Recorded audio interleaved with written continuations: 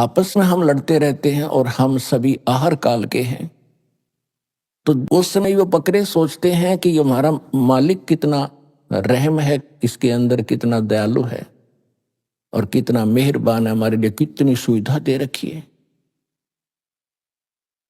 और उस समय वो भूल जाते हैं जब उनको वो शाम को कान पकड़ पकड़ कर ले जाता है। उस समय वो नहीं देखता किसका बेटा है, कौन किसकी बेटी है, कौन किसकी मार, कौन किसका बाप है। एक तरफ से मोटे मोटे छांट के और कड़च करवा देता है।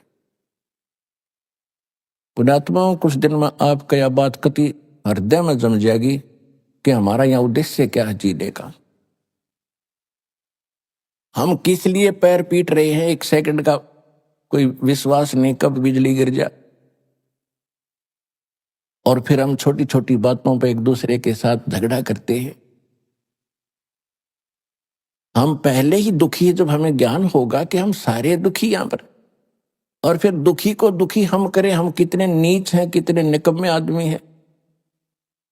हम स्वयं एक काल के जाल में, कसाई के बाड़ी में हैं, और फिर भी हम एक दूसरे से लड़ रहे हैं। हमें तो अपनी जीवन की रक्षा की भीख मांगनी चाहिए परम पिता समर्थ से। हे भगवान, किस प्रकार इस कसाई के बाड़ी ते निकाल दो, इस कसाई के घेरे ते हमें छुड़वाओ दाता। परमात्मा ने अब समय धर दिया था कसाई के बाड़े को तोड़ने का।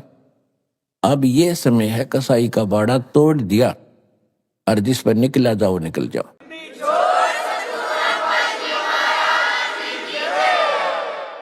उस समर्थ ने अब ये रास्ता खोल दिया आपका। और अब भी कोई आंख नीचे पड़ा रहेगा, उसके साथ बेवकूफ और मूर्ख नीचे राष्ट्रपति बन रहा हो किसी देश का।